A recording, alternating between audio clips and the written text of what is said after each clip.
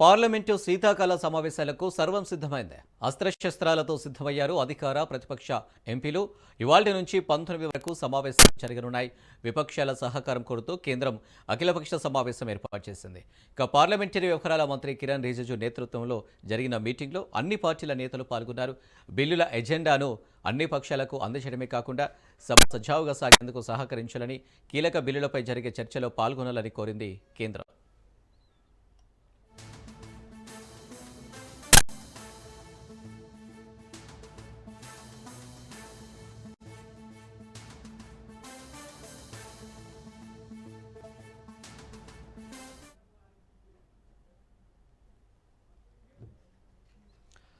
ఇప్పటికే పార్లమెంటు శీతాకాల సమావేశాల్లో ప్రవేశపెట్టబోయే బిల్లుల జాబితాను మోడీ సర్కార్ సిద్ధం చేసింది. అణు ఇంధన రంగంలో ప్రైవేటు రంగానికి స్వాగతం పలికేందుకు ఉద్దేశించిన బిల్లుతో పాటు 10 బిల్లులను పార్లమెంటు ఉభయ సభల్లో ప్రవేశపెట్టాలని నిర్ణయించింది. ది అటామిక్ ఎనర్జీ బిల్లు 2025తో పాటు కార్పొరేట్ చట్టాల సవరణ bill 2025, securities markets code bill 2025, జాతీయ రహదారుల సవరణ బిల్లు 2025లను ఉభయ సభల ముందుకు తీసుకురానున్నారు. ఇక జాతీయ రహదారుల విస్తరణ, పొడిగింపు కోసం భూసేకరణ ప్రక్రియ అత్యంత పారదర్శకంగా, వేగంగా జరిగేందుకు వీలుగా నేషనల్ హైవేస్ బిల్లు తీసుకొస్తున్నారు. సుప్రీంకోర్టు ఆదేశాల మేరకు ఆర్బిట్రేషన్, కాన్సిలియేషన్ చట్ట సంబంధ బిల్లును పార్లమెంటులో ప్రవేశపెట్టనున్నారు. అయితే పలు సూచనల కోసం కమిటీకి సిఫార్సు చేయాలని కేంద్ర ప్రభుత్వం భావిస్తుంది. అలాగే దేశంలో ఏకీకృత ఉన్నత విద్యా కమిషన్ ఏర్పాటు లక్ష్యంగా కేంద్రం కొత్త బిల్లును తీసుకురావాలని చూస్తుంది.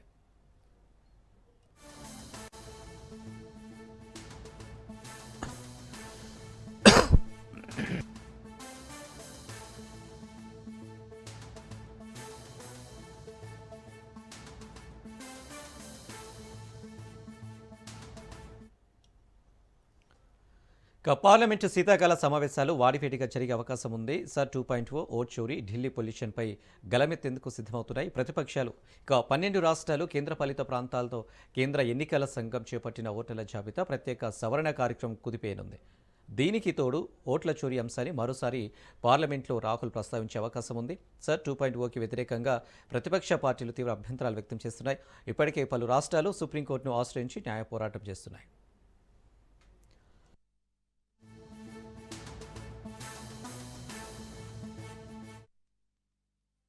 हेराल्ड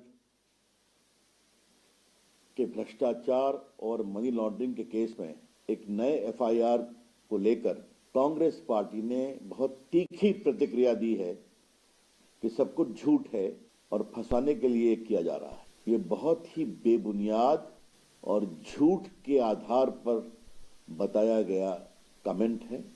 देश को आज बताना जरूरी है कि ये केस क्या है। ये पूरा मामला नरेंद्र मोदी की सरकार के आने के पहले का है। ने जो कार्रवाई की उसमें नेशनल हेराल्ड के पूरे इतिहास को देखा गया। आपको मालूम है कि इस पर एक केस प्राइवेट कंप्लेंट हुआ था। बंद होने के बाद 90 करोड़ का लोन था उनके ऊपर। जो चलाते थे इस कंपनी को, जो नेशनल हेराल्ड पब्लिश करती थी, उसको एक नई कंपनी बना करके यंग इंडिया लिमिटेड के माध्यम से संभवतः ये सभी जमीनें कांग्रेस सरकार ने दी थी। सरकारी जमीन सस्ते भाव पर, उस पर बड़ी बड़ी बिल्डिंग बन गई। लेकिन ये जो नई कंपनी लिया जिसमें सोनिया जी और राहुल गांधी का 76% था, वो सारी संपत्ति के भी मालिक बन बैठे, जो हजारों करोड़ की है। तो सिर्फ 90 करोड़ के लोन पर 50 लाख रुपया देकर पूरे एसोसिएट जर्नल को की शेयर होल्डिंग को अपने नई कंपनी में डाल देना और उसके माध्यम से पूरे देश में जितने भी बिल्डिंग्स थी वो నేడు 2 జిల్లాల్లో సీఎం రేవంత్ పర్యటించనున్నారు. నారాయణపేట, వనపర్తి జిల్లాలో పలు అభివృద్ధి కార్యక్రమాలకు సీఎం శంకుస్థాపనలు చేస్తారు. మక్తల్, ఆత్మకూరులో 1000 కోట్ల అభివృద్ధి పనులకు సీఎం శంకుస్థాపన చేయనున్నారు. ఇక ఆత్మకూరులో 50 పడకల ఆసుపత్రి నిర్మాణానికి, జూరాల దగ్గర బ్రిడ్జి నిర్మాణానికి సీఎం రేవంత్ శంకుస్థాపన చేస్తారు.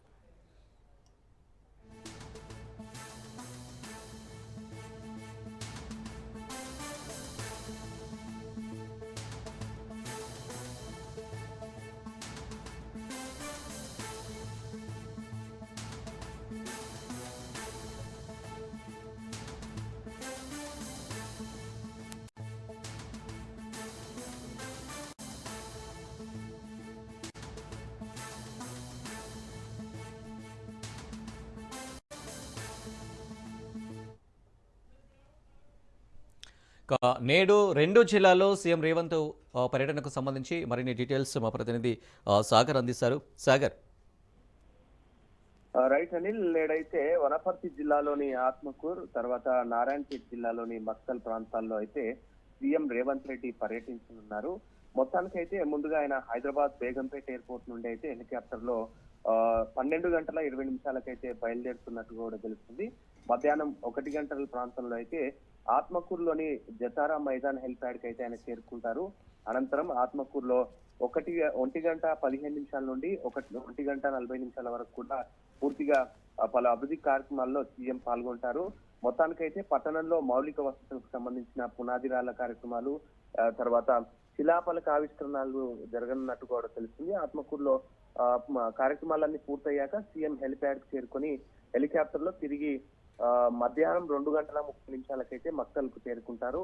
మక్తల్ చేరుకున్న తర్వాత ముందుగా ఆయన పద్మావతి పడమరి ఆంజనేయ స్వామికి సంబంధించిన ఆలయంలో దర్శనం చేసుకుంటారు. అనంతరం కోనేరులో ఆలయ ప్రాంగణంలో అయితే ప్రత్యేక పూజలు చేస్తారు. దాని తర్వాత ఎంపీజేటీ సంబంధించిన బాయ్స్ స్కూల్ సమీపంలో ఏర్పాటు చేసిన భారీ బహిరంగ సభలో అయితే ఆయన పాల్గొంటున్నట్టు కూడా తెలుస్తుంది. మొత్తానికైతే ఈ భారీ బహిరంగ సభలో అయితే ప్రజలను ఉద్దేశించి ప్రభుత్వ పనులు, అభివృద్ధి ప్రాజెక్టులపై ప్రసంగం ఉండే అవకాశం ఉన్నట్టు కూడా తెలుస్తుంది. మొత్తానికైతే కూడా లోకల్ బాడీ ఎలక్షన్ నోటిఫికేషన్ విడుదలైన తర్వాత మొట్టమొదటగా సీఎం రేవంత్ రెడ్డి అయితే సొంత జిల్లా నారాయణపేటకి అయితే ఇటు వనపర్తి నారాయణపేటకి అయితే రానున్నట్టుగా కూడా ఇప్పటికే సమాచారం. దీనికి సంబంధించి పూర్తిగా సభ ప్రాంగణంలో, తర్వాత సభకు సంబంధించి కూడా మక్తల్లో ఎటువంటి కార్యక్రమాలకు శంకుస్థాపన చేస్తారు, దాని తర్వాత ఉమ్మడి మహబూబ్నగర్ జిల్లాకు సంబంధించి కూడా ఎటువంటి వరాలు ఇస్తారనే కోణంలో కూడా ఇప్పటికే ఇటు ప్రజల్లో కూడా ఒక ఆశ ఎదురు చూస్తున్నట్టుగా చెప్పుకోవచ్చు. ఇప్పటికే భారీ బహిరంగకు సంబంధించి కూడా పూర్తి ఏర్పాట్లను అయితే చేశారు. ఇటు అధికారులు, ఇటు పోలీసు వ్యవస్థ కూడా పూర్తిగా అన్ని ఏర్పాట్లను పూర్తి చేసినట్టుగా కూడా తెలుస్తుంది. దీనికి సంబంధించి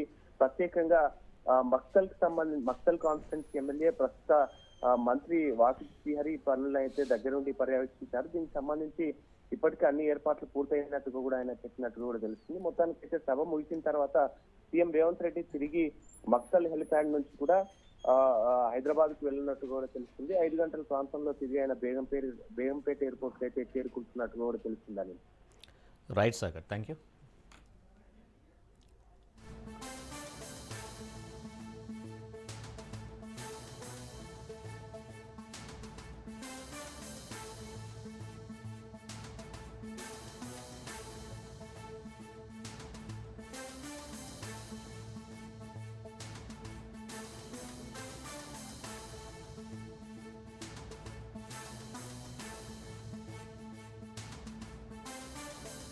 కాంగ్రెస్ అగ్రనేత రాహుల్ గాంధీకి బీఆర్ఎస్ వర్కింగ్ ప్రెసిడెంట్, మాజీ మంత్రి కేటీఆర్ బహిరంగ లేఖ రాశారు. సీఎం రేవంత్ రెడ్డి ఇటీవల ప్రవేశపెట్టిన హైదరాబాద్ ఇండస్ట్రియల్ ల్యాండ్ ట్రాన్స్ఫర్మేషన్ పాలసీని స్వతంత్ర భారతదేశంలో అతిపెద్ద భూ కుంభకోణాల్లో ఒకటని ఆరోపించారు. అత్యంత అవినీతితో కూడుకున్న ఈ విధానం తెలంగాణ వ్యాప్తంగా తీవ్ర ఆందోళన, అనుమానాలు కలిగిస్తుందని విమర్శించారు.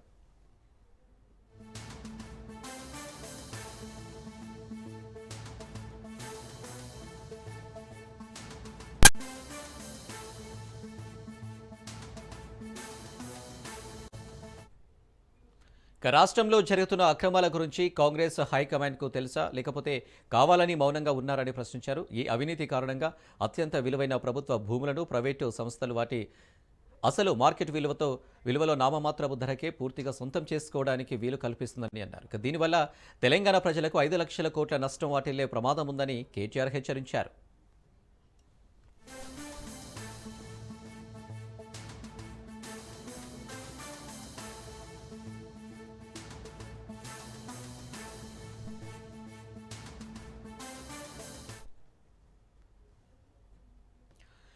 హైదరాబాద్లోని బాలనగర్, జీడిమెట్ల, సనత్ నగర్, ఉప్పల్, మల్లాపూర్, రామచంద్రాపురం, హయత్ నగర్ వంటి కీలక క్లస్టర్లో గత ప్రభుత్వాలు సుమారు 9,300 ఎకరాల పారిశ్రామిక భూమిని కేటాయించమని గుర్తు చేశారు. దీనికి సంబంధించి మరిన్ని డీటెయిల్స్ మా ప్రతినిధి సైదులు అందిస్తారు. సైదులు.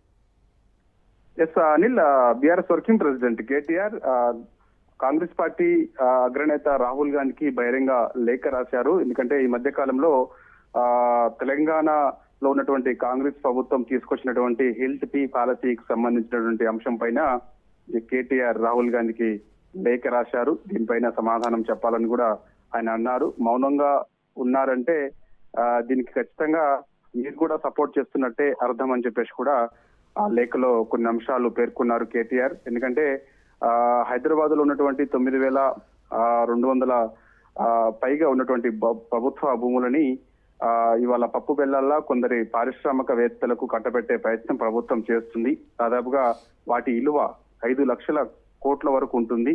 అంటే రాష్ట్రానికి సంబంధించినటువంటి ఆదాయంలో 2 సో ఇవాళ ఆ యొక్క డబ్బుల్ని ఢిల్లీకి మూటలు పంపించేందుకు మాత్రమే ఈ యొక్క పారిశ్రామికవేత్తలకు కట్టబెట్టే ప్రయత్నం చేస్తున్నారు.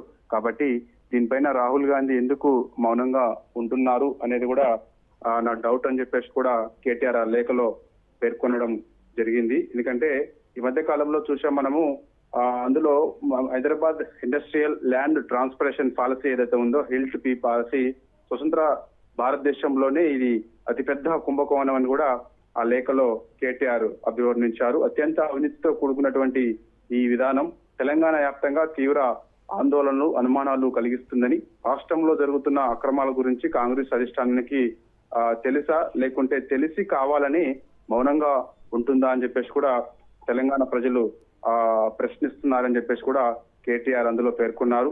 అవినీతి విధానం కారణంగా అత్యంత విలువైన ప్రభుత్వ భూములని ప్రైవేటు సంస్థలు వాటి మార్కెట్ విలువలో నామమాత్ర ధరకే పూర్తిగా సొంతం చేసుకోవడానికి వీలు కల్పిస్తుందని, దీనివల్ల తెలంగాణ ప్రజల ఆస్తి దాదాపుగా 5 లక్షల కోట్ల వరకు కూడా నష్టం జరిగే అవకాశం ఉందని చెప్పేసి కూడా ఆయన లేఖలో పేర్కొనడంతో పాటుగా హెచ్చరించారు. హైదరాబాద్ నగరంలో బాలానగర్, జిమ్మెట్ల, సనత్ నగర్, ఉప్పల్, మల్లాపూర్, రామచంద్రాపురం, హైత్ నగర్ వంటి కీలక క్లస్టర్లలో గతంలో సుమారు 9,300 ఎకరాల పారిశ్రామిక భూమిని మేము కొందరి పారిశ్రామికవేత్తలకు కేటాయించామని, ఆ భూముల్ని ఇవాళ పారిశ్రామిక వృద్ధి, ఉపాధి కల్పన, దీర్ఘకాలిక ఆర్థిక అభివృద్ధిని ప్రోత్సహించడానికి రాయితీ ధరలకు ఆనాడు మేము ఇచ్చామని చెప్పేసి కూడా ఆయన పేర్కొన్నారు. కానీ ఇవాళ కొత్త పాలసీ ఎల్టీపీ పాలసీ తీసుకొచ్చి పారిశ్రామిక భూముల్ని కలిగి ఉన్న వారు ఇప్పటికే ఆ భూముల్ని తమ నివాస జోన్లుగా మార్చుకోవడానికి ఎస్ఆర్ఓ సబ్ రిజిస్టర్ కార్యాలయంలో కేవలం 30% మాత్రమే డబ్బులు చెల్లిస్తే మీ సొంతం చేసుకోవచ్చు అంటూ కూడా ఈ యొక్క పాలసీ తీసుకొచ్చారు. కాబట్టి ఇవాళ తెలంగాణ ప్రజల ఆస్తికి పూర్తిగా నష్టం కలిగేలా ఉంది. ఎందుకంటే ఇవాళ ప్రజల ఆస్తి, ప్రజల ఆస్తులను ఎప్పటికీ ప్రభుత్వాలు కాపాడుకోవాలి. ఇవాళ హైదరాబాద్ లో జరుగుతున్నటువంటి పరిస్థితులు మనం గమనిస్తూనే ఉన్నాం. కనీసం పార్కులకి స్థలాలు లేవు. ఇవి అనేక ఇబ్బందులు పడాల్సిన పరిస్థితి వస్తుంది. కావాలంటే ప్రభుత్వ భూములు ఉన్నప్పుడు వాటిని పార్కులకు కానీ, లేదంటే ఆసుపత్రికి కానీ, లేదంటే ప్రభుత్వ కార్యాలయాలకు, ప్రజలకు అవసరాలకు అనుగుణంగా నిర్మించుకోవాలి తప్ప ఈ విధంగా పారిశ్రామికవేత్తలకు సొంతం చేసుకునేలా తక్కువ శాతంతో వాళ్ళకి కట్టబెట్టే ప్రయత్నం చేస్తే ఇవాళ ప్రభుత్వానికి నష్టం కలుగుతుంది. ప్రజల ఆస్తుల్ని కూడా మనం కాపాడుకోలేని పరిస్థితిలో ఉంటాం. కాబట్టి మరి దీనివల్ల ఎవరికి లాభం? ముఖ్యంగా అంటే ఇవాళ ఒకవైపు ఈ యొక్క హీల్డ్ పాలసీలో అవినీతి లేదని కాంగ్రెస్ పార్టీ నాయకులు అంటున్నారు.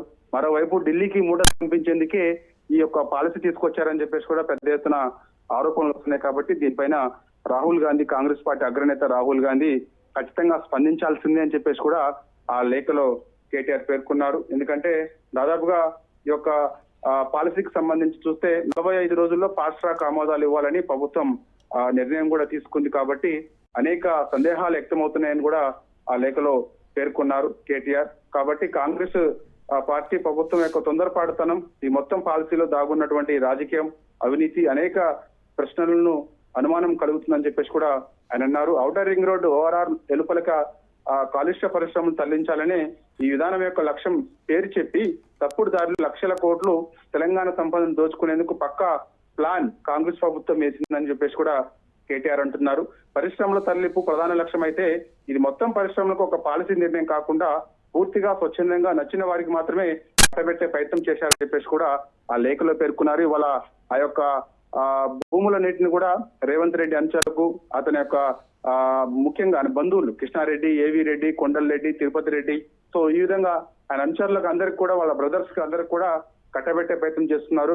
కేవలం 40 మందికి మాత్రమే ఈ యొక్క భూములను కట్టబెట్టే ప్రయత్నం చేస్తున్నారు. ఈ 40 మంది కూడా రేవంత్ రెడ్డి బ్రదర్స్, రేవంత్ రెడ్డికి చెందినటువంటి అనుచరులు, అదేవిధంగా రేవంత్ రెడ్డి బ్రదర్స్ కు చెందినటువంటి అనుచరులు వారి కుటుంబ సభ్యులకు మాత్రమే కొన్ని లక్షల కోట్ల విలువైన భూమిని కట్టబెట్టే ప్రయత్నం చేస్తుంది. ఇవాళ తెలంగాణ సంపద దాదాపుగా 4 కోట్ల ప్రజల ఆస్తిని కేవలం రేవంత్ రెడ్డి, ఆయన బ్రదర్స్, ఆయన అనుచరులు మాత్రమే కొల్లగొట్టే ప్రయత్నం చేస్తున్నారని చెప్పేసి కూడా ఆయన తీవ్ర స్థాయిలో మండిపడుతున్నారు. సో ఈ అంశాలన్నింటినీ కూడా రాహుల్ గాంధీకి బహిరంగ లేఖ రాస్తూ ఆ లేఖలో కూడా ఈ అంశాలన్నింటినీ కూడా పేర్కొన్నారు. కాబట్టి ఇప్పటికైనా సరే రాహుల్ గాంధీ మౌనం వీడాల్సిందే అని చెప్పేసి అన్నారు. ఎందుకంటే తెలంగాణ ప్రజలకు అనేక హామీలు రాహుల్ గాంధీ ఇచ్చారు.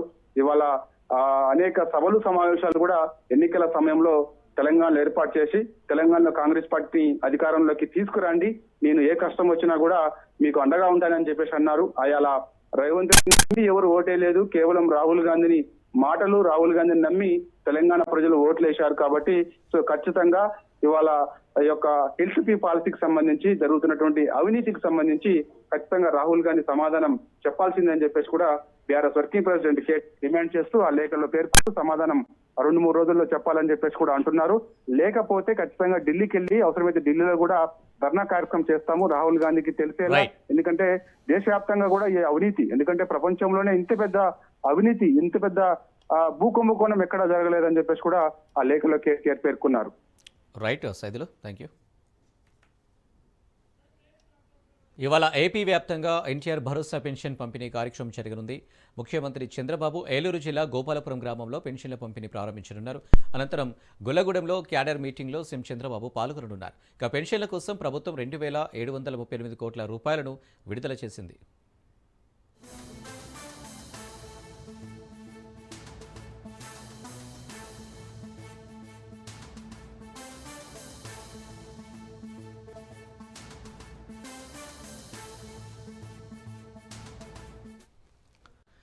ఇవాళ ఏపీ వ్యాప్తంగా ఎన్టీఆర్ భరోసా పెన్షన్ పంపిణీ కార్యక్రమం జరగనుంది. ఇక ముఖ్యమంత్రి చంద్రబాబు ఏలూరు జిల్లా గోపాలాపురం గ్రామంలో పెన్షన్ల పంపిణీ ప్రారంభించనున్నారు. అనంతరం గొల్లగూడెంలో క్యాడర్ మీటింగ్లో సీఎం చంద్రబాబు పాల్గొననున్నారు. ఇక పెన్షన్ల కోసం ప్రభుత్వం 2,738 కోట్ల రూపాయలను విడుదల చేసింది.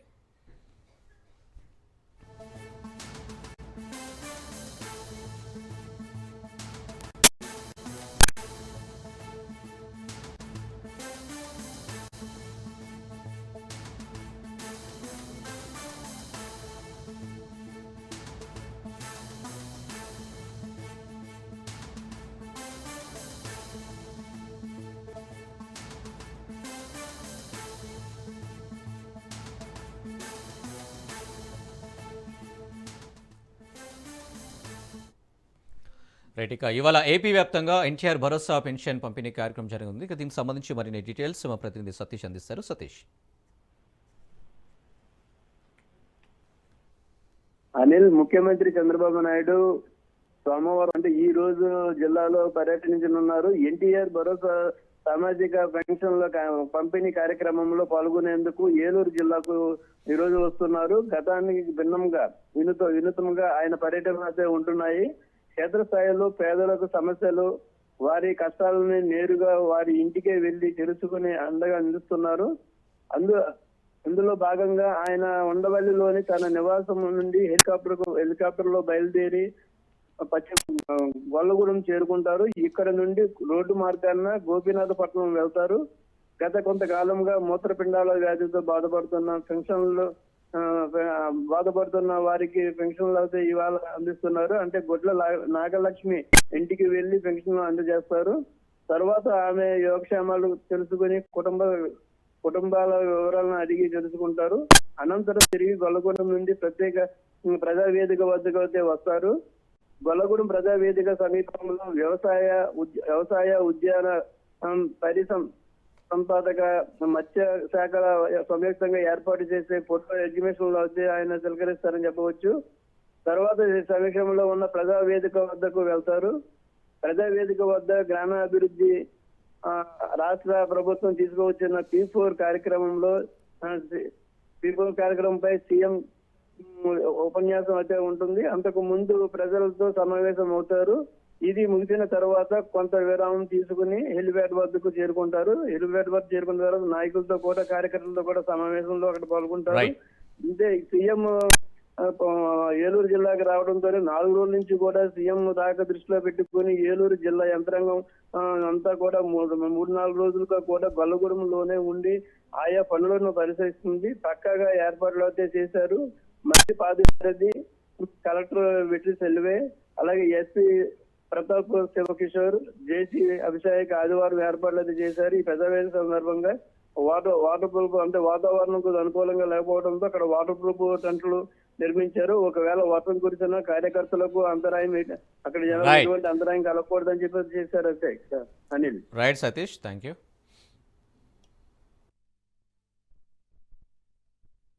తెలంగాణలో పంచాయతీ ఎన్నికల సందడి నెలకొంది. 2వ విడత నామినేషన్లు కొనసాగుతున్నాయి. రాష్ట్రంలో పలుచోట్ల ఐక్యగ్రహాలు అవుతున్నాయి. తాజాగా రాజన్న సిరిసిల్ల జిల్లా వేములవాడలోని మారుపాక గ్రామంలో విచిత్రంగా జైలు నుంచి నామినేషన్ వేశారు బూరబాబు. మారుపాక గ్రామ పంచాయతీ ఎస్ జనరల్ రిజర్వేషన్. అయితే ఒక కేసు విషయంలో జైలుకు వెళ్లిన బూరాబాబు నామినేషన్ పత్రాలపై సంతకాలు చేసి బంధువులతో నామినేషన్ వేయించారు.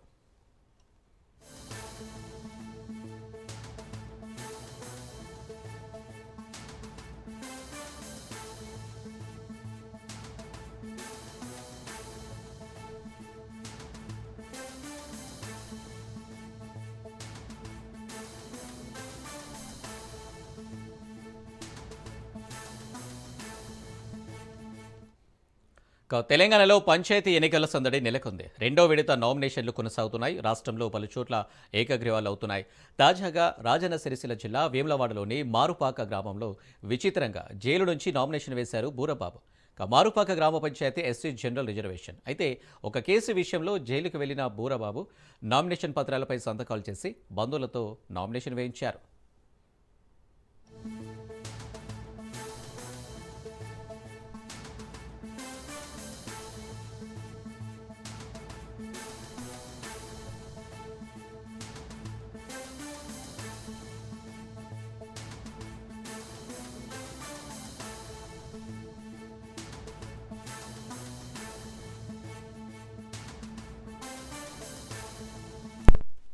రైట్గా ఇదే అంశానికి సంబంధించి మరిన్ని డీటెయిల్స్ మా ప్రతినిధి రవీందర్ అందిస్తారు. రవీందర్. అనిల్, వేములవాడ మండలము మారుపాక గ్రామానికి చెందిన బూరా బాబు సర్పంచ్ ఒకవైపు నామినేషన్ వేయడం జరిగింది. అయితే అతను గత కొన్ని రోజుల క్రితం కూడా ఒకవైపు జైల్లో ఉన్నాడు. ఒక కేసు విషయంలో కూడా జైలుకు వెళ్ళడం జరిగింది. జైత్యాల్ జైల్లో ఉండగా అతని భార్యను పిలిపించుకొని ఒకవైపు ఆ పత్రాలు నామినేషన్ పత్రాలను తెప్పించుకొని అతని ఆ పత్రాలపైన సంతకాలు చేసి కూడా ఒకవైపు నామినేషన్ కు పంపించడం జరిగింది. నిన్న నామినేషన్ కు పంపించిన పత్రాలను ఇవాళ నామినేషన్ వేయడం జరిగింది. అయితే బాబు భార్య మాత్రం గతంలో వేములవాడ మండలం రూరల్ ఎంపీపీగా కూడా పనిచేశారు. అయితే ఇప్పుడు బాబు ఎస్సీ రిజర్వేషన్ రావడం తోటి కూడా అతను నామినేషన్ పత్రాలను అయితే ఇవ్వడం జరిగింది. అయితే సర్పంచ్ ఎస్సీ జనరల్ రిజర్వేషన్ కావడంతో కూడా అతను జైల్లోనే ఉండి ఒకవైపు నామినేషన్ పత్రాలను అయితే దాఖలు చేసిన పరిస్థితి అయితే చెప్పవచ్చు. అతను జైల్లో ఉండగానే ఇక్కడ ఎన్నికలు అయితే జరుగుతాయి. ఎన్నికలు జరుగుతున్న సమయంలో మాత్రం వాళ్ళకి సంబంధించిన కుటుంబ సభ్యులు కావచ్చు వాళ్లే అక్కడ ప్రచారం చేస్తారు. ప్రచారం చేసి అతన్ని గెలిపించే దిశగా వెళ్తారనే కోణంలో కూడా అతని భార్య కూడా చెప్తున్న పరిస్థితి అయితే కనబడుతుంది. జైల్లో ఉండి కూడా అతను నామినేషన్ పత్రాలను అయితే దాఖలు చేయడం జరిగింది. ఒక కేసు విషయంలో అతను జైల్లో ఉన్నాడు. అయితే ఇప్పుడు మరి ఈ నామినేషన్ పత్రాలు దాఖలు చేశారు కాబట్టి మరి ఇతనికి ప్రచారం కుటుంబ సభ్యులు వాళ్ళకి సంబంధించిన బంధువులు అయితే ప్రచారం చేసి అతన్ని గెలిపిస్తారనే ధీమలో మాత్రం అతను నామినేషన్ పత్రాలను అయితే వేయడం జరిగిందని చెప్పవచ్చు. అని రైట్ రవీందర్, థ్యాంక్ యూ.